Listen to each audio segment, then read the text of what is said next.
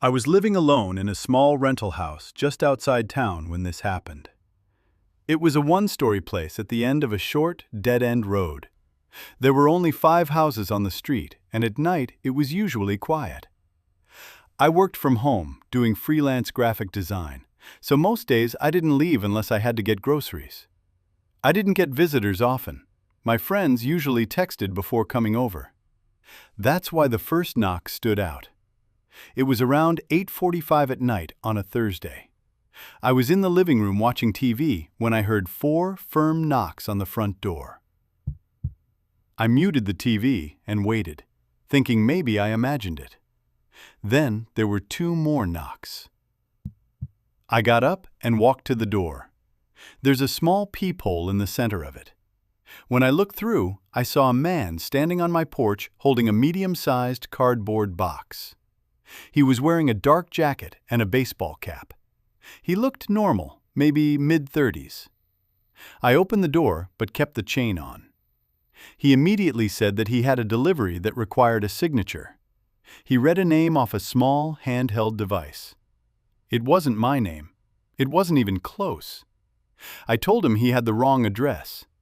He looked down at the box, then at the device, then back at me. He read the address out loud. It was my exact address. I told him no one by that name lived here. He stared at me for a second longer than necessary. Then he said he must have been given the wrong information and would take it back to the truck. I watched him walk back down my driveway. I expected to see a delivery van or at least a car parked somewhere nearby, but there was nothing. He walked past my mailbox and turned the corner at the end of the street. I didn't see where he went. I shut the door and locked it. I told myself it was just a small company delivery or maybe a contractor driver without a marked vehicle.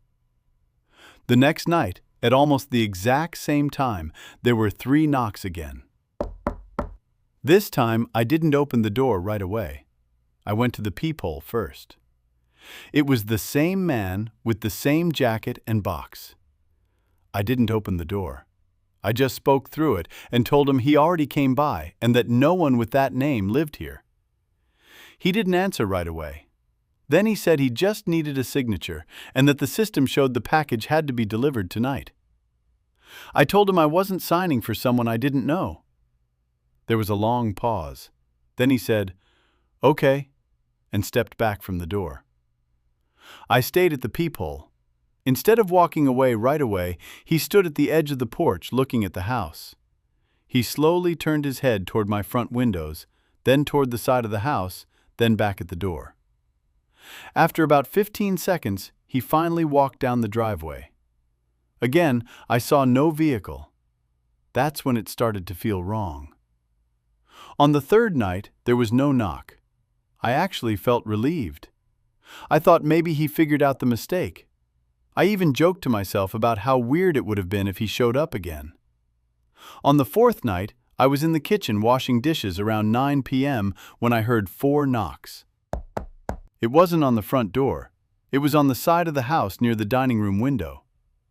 I slowly walked into the dining room and looked toward the window, but no one was there. Then there were 4 more knocks at the front door. I went to the peephole, and it was him again. But this time he wasn't holding a box. His hands were empty. I didn't say anything, and he knocked again. Then he stepped back and looked directly at the peephole. I stepped away from the door so he couldn't see movement, and I didn't make a sound. After about 30 seconds, he turned and walked away. I waited 5 full minutes before checking the windows. I walked around the house with the lights off and looked through the blinds. I saw him standing across the street near the tree line. He was just standing there facing my house. After maybe a minute, he walked off into the darkness. I relocked every window and door again, even though they were already locked. The next day, I called the local police non-emergency line and explained what had been happening. The officer I spoke to said it sounded like someone trying to verify occupancy. He said sometimes burglars will knock to see if someone answers before trying to break in later. He told me to install cameras if I could and to call 911 if the man came back. That night, I left all the lights off in the front of the house and stayed in my bedroom. Around 8:45, right on time, there were 4 knocks. I didn't respond at all. After a few seconds, 4 more. Then silence. I waited about a minute. Then I heard something else. A soft thud against the back of my house, and then another. I realized it sounded like someone testing the back door. I grabbed my phone and quietly walked into the hallway. I could hear the back doorknob turning slowly, and then stopping, and then turning again. I called 911 like I was instructed and whispered that someone was trying to get into my house. While I was on the phone, the knocking started again at the front door. The dispatcher told me officers were on the way.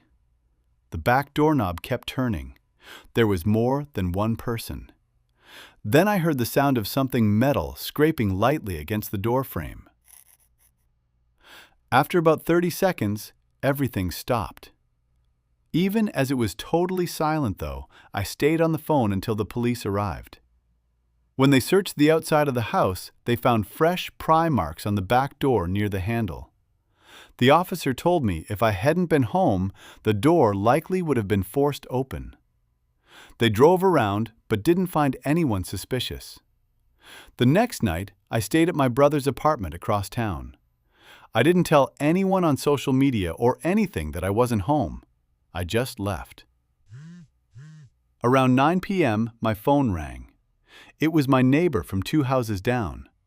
She said there was someone standing on my porch knocking repeatedly. She said he had been there for at least 5 minutes. She asked if I was home. I told her no and asked if he had a vehicle. She said she didn't see one. I told her to call the police. Officers arrived and questioned him. Later that night, an officer called me and said the man claimed he was trying to deliver a package, but he misplaced it. He had no company ID and no marked vehicle. They warned him to stay away from the property. 2 days later, police arrested him in a nearby neighborhood after he was caught attempting to break into a house where the owner was out of town. In his car, they found multiple empty cardboard boxes and a small handheld scanner that wasn't connected to any real delivery company. During questioning, he admitted he would knock with a fake package first. If someone answered, he would leave and mark the house as occupied. If no one answered after multiple attempts, he would come back later and force entry. He told detectives that sometimes he would knock several nights in a row to see if the pattern changed. If lights were on one night and off the next, he assumed the house was empty. Hearing that made me realize how close I was to not being home that first week.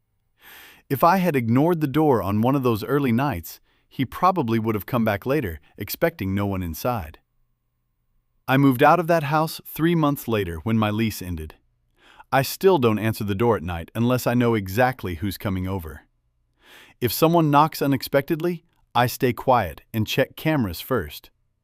And if anyone ever shows up with a package that has my address but not my name, I don't even go near the door anymore. This story starts in the lead up to Christmas. To set the scene, I live near Glasgow in Scotland. I stay with my parents, siblings, cats, and dogs. We're a close-knit family and often spend nights together in the living room, watching TV, playing games, and catching up on our lives. At the time of this story, I was 16 turning 17. I was in high school, but getting closer to leaving and starting my education outside of it. In the days leading up to Christmas, during one of those late nights together, we were watching A Christmas Carol. We often have movie nights around Christmas, and it's one of my favorite things about that time of year. During the movie, we heard a knock at the door. This wasn't unusual, so we didn't think much of it. My mom got up to answer it, but nobody was there. The street was empty. Our garden wraps from the front of the house around to the back, so she checked along the side of the house too, but there was nobody there either. She came back inside, and we resumed the movie. A few days later, I was sitting at the living room table doing exam work when I heard another knock. I paused my work and went to answer the door, but again, nobody was there. We assumed it was probably neighborhood kids playing a prank. Where I'm from, kids sometimes get bored and cause trouble instead of finding something better to do. In Scotland, there's a game called Chappie, where kids knock on someone's door and run away laughing. It's stupid, but as a kid, the adrenaline rush of someone opening the door to nobody there can be weirdly fun. We have a family group chat where we keep each other updated on things, and throughout that week, several family members mentioned experiencing the same thing. The one that stood out the most was something my dad experienced. At the time, my dad usually stayed up later than everyone else, either playing Xbox or watching shows once the house was quiet. One night, around 11:30, when the street was silent and all the kids would have been inside, he heard a very quiet knock. He was confused because of the time. He checked through the peephole before opening the door, but he saw nobody. He slowly unlocked and opened the door to look outside. Again, nobody was there. Just a quiet, empty street. He locked the door and came upstairs to ask if anyone had heard it. But because the knock was so quiet, nobody else had. This started to unsettle us because it had been happening repeatedly. Nobody had ever seen or heard anyone outside except for the knocking itself. Usually when kids do this, you hear them laughing or running away. This felt different. Christmas Day is when everything escalated. We spent the day with family, opening presents, sharing gifts, watching movies, playing games, and eating way too much food. It was a great day. Later that night, I felt sick from eating so much, which I always do in Christmas, so I went upstairs to lie down. I ended up dozing off and woke up hours later. When I checked my phone, it said 2:01 a.m.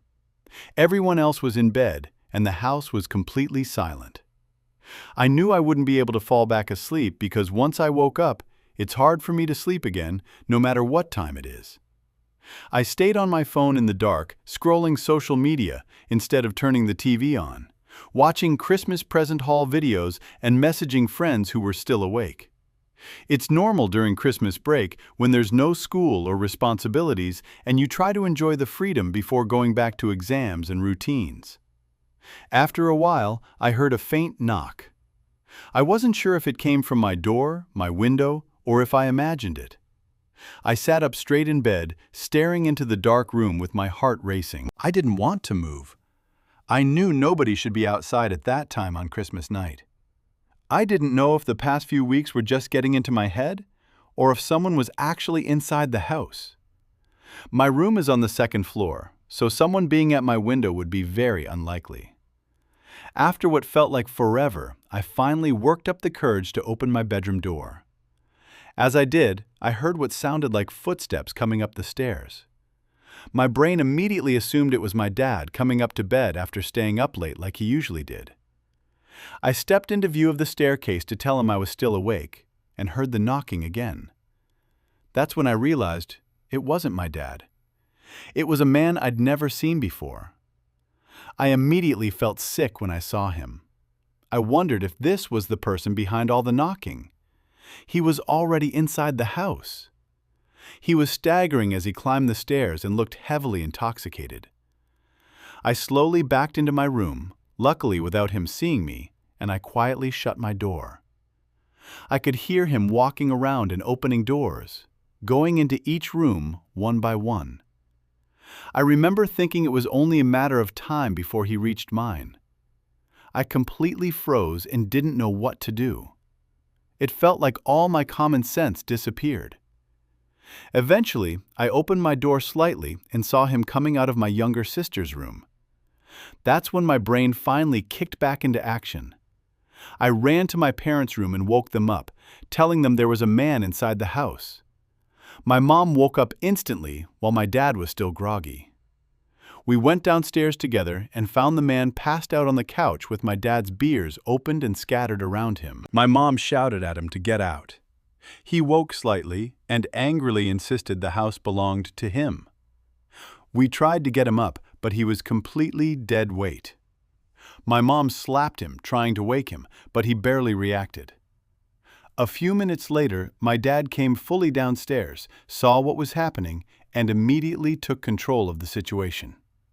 He shouted at the man that this was not his house and threatened him to leave. The man refused. My dad eventually had to physically lift him off the couch and drag him out the side door. He forced him outside and warned him not to come back before shutting the door. We thought it was finally over, but seconds later, glass suddenly shattered toward us. The man had punched through the window, sending broken glass inside. He pushed his face inside the broken glass like something out of The Shining, while my dad went to call the police. The man started shouting aggressive threats, saying he now owned the house, that he knew what we looked like, and that he would return. Needless to say, we were all in shock. It was hard to believe someone would do something like this on Christmas night. Eventually, he left and the police arrived. They took statements from all of us. Mine was the longest since I had seen him first. Not long after, the police left. Luckily, because it was the winter, it had snowed that night, which is actually rare where we live since we usually just get slush. There was a clear trail of blood leading down the street. Police followed it to a nearby playground where they found the man lying on the ground with blood and glass in his hands. They arrested him after and later confirmed they believed he was the intruder. Our window was replaced the next morning. We told my siblings what had happened. Surprisingly, they slept through the whole thing, probably knocked out from all the Christmas food. Later, I got a restraining order against the man because of my age and the threats he made. He was fined for the damage and given community service instead of jail time.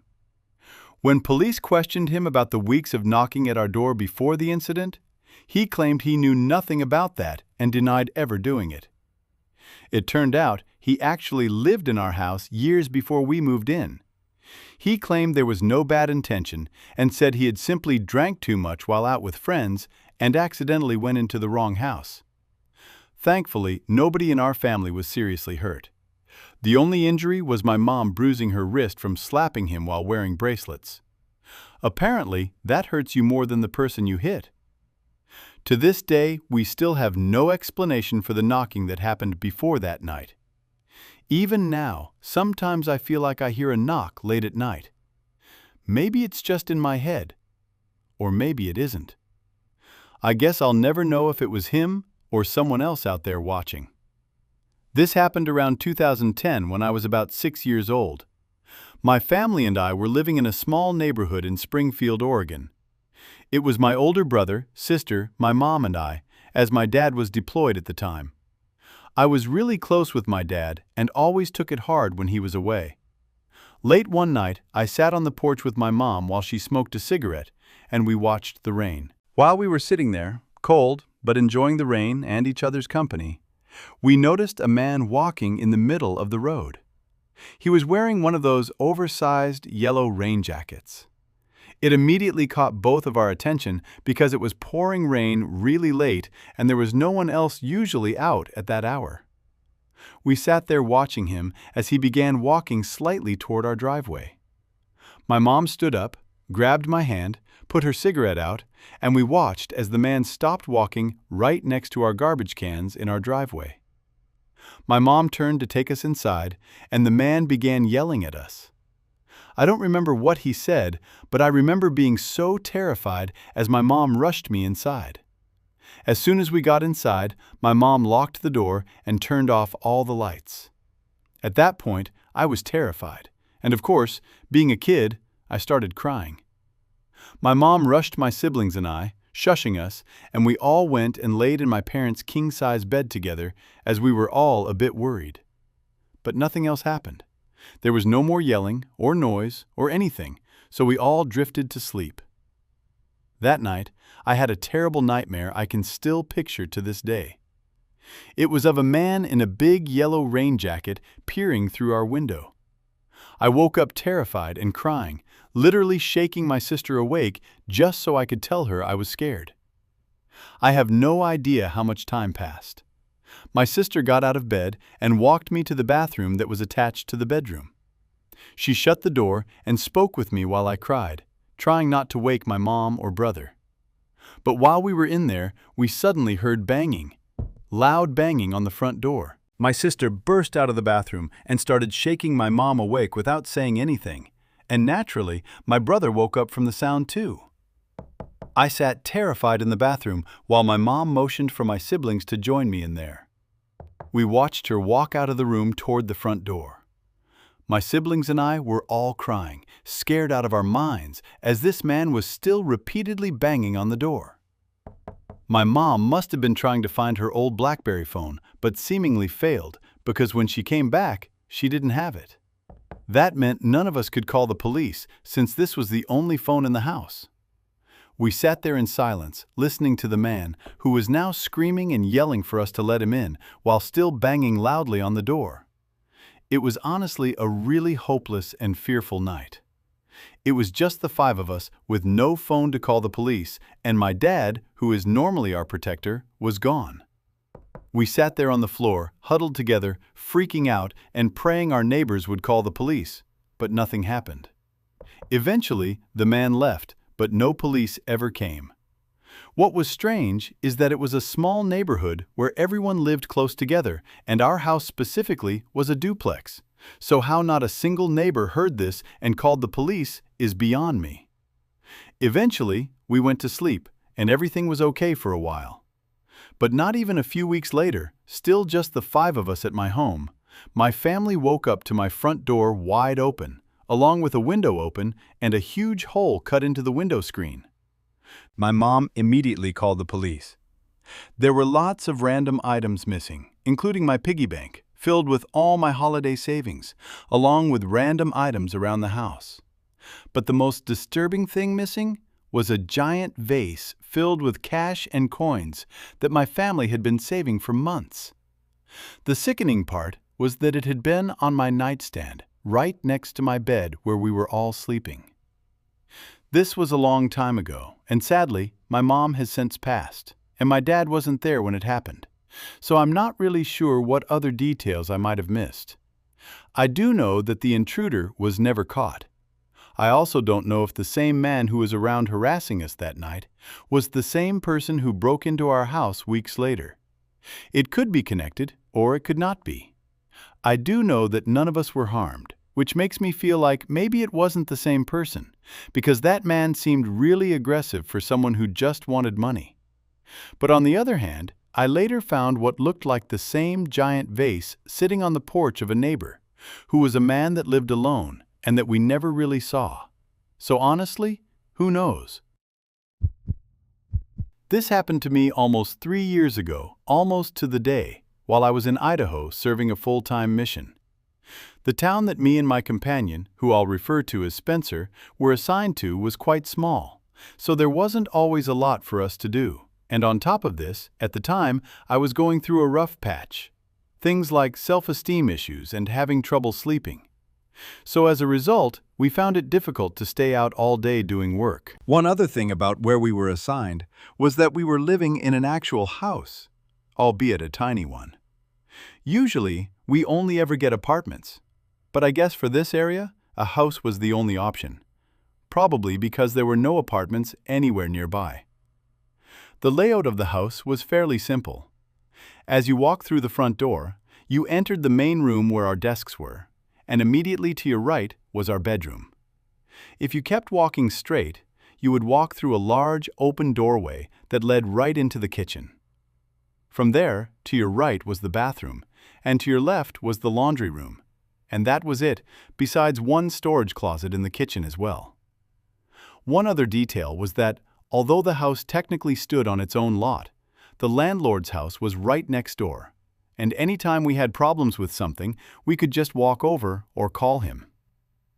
On this particular night, I was sitting in the living room at my desk on my phone, with my chair turned to face the kitchen, and Spencer was sitting in the bedroom on his phone. It had gotten dark outside a couple of hours earlier, so we returned home and were just relaxing before we went to bed. In the middle of whatever I was doing, I heard a single knock come from the window above the sink. And because of the layout of the house, where this window was, You could basically see the whole living area where I was sitting. I looked up at the window for a few seconds, but only saw darkness. I went back to what I was doing and began to think that it must have just been a branch or something. There were large trees behind the house, but the more I thought about it, the more unlikely it seemed. None of the trees were close enough to the house to brush the window that way, and it wouldn't have made a knock sound like the one I heard. In the middle of having this thought, I heard another knock around the corner at the window in the laundry room. The full weight of what was happening was finally coming into focus, but my mind was still looking for an explanation that didn't conclude that someone was outside circling the house, stalking my companion and I. I started to tell Spencer what I had heard from the living room, but as I was, another knock came from the window in the living room, the one right next to me. I didn't see who it was on the other side, and I didn't want to. I jumped up and ran into the bedroom and locked the door. I asked Spencer if he heard it too, and he said yes. We started debating what to do. All we had for weapons were a couple of knives, and we didn't know how many people were actually out there or if they were armed, so going to confront them on our own was out of the question. During our discussion, the knocking sound moved from the window in the living room to the front door itself, and we were getting more and more freaked out. We briefly debated calling the police, but we were in the middle of nowhere, and it would take them forever to get out there to help us. Then Spencer remembered we had the landlord's number. He called him and began explaining the situation, and by this point, we hadn't heard a knock at the door for a couple of minutes or so, but I knew what that meant, and I was dreading it when it finally came. A knock at our bedroom window. The blinds were closed, so we couldn't see who it was, and they couldn't see us.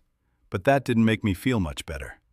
Spencer told him someone was stalking the house, and he said he would be right out with his shotgun. We waited for another few minutes, anticipating another knock, but nothing happened until finally our landlord came to the door and announced himself.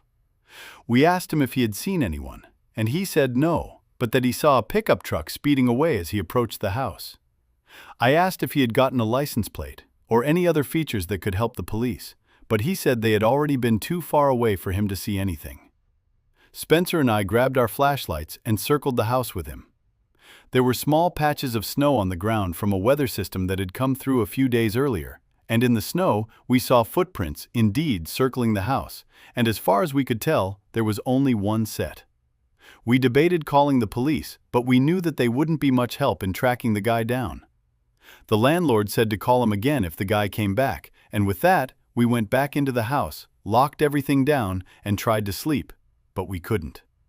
The first thing that came to mind was other missionaries playing a prank on us, but if that was the case, then why didn't they reveal themselves, or say gotcha, or something like that at some point?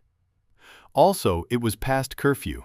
Everyone was supposed to be home, and the closest missionaries to us were at least 20 minutes away. The other possibility was that it was some teenagers from the ward playing a prank, but that didn't seem likely either, especially afterwards, because again, they would have come back and started laughing at us, and there was only one set of footprints we found. If it was a prank, I feel like that would have been a group thing to do. After the fact, no one ever fessed up when we did some asking around, so to this day, we still have no idea who was outside or why they chose to harass us. But the scariest thing to me wasn't the knocking, or how the only thing separating us from him was a thin layer of glass, but the fact that I likely looked right at this guy when he first knocked on the window in the kitchen and didn't even know it. From that day forward, my sleep only got worse. Nothing worked, and my own personal issues did not improve either. I'm not sure I'll ever go back to that house.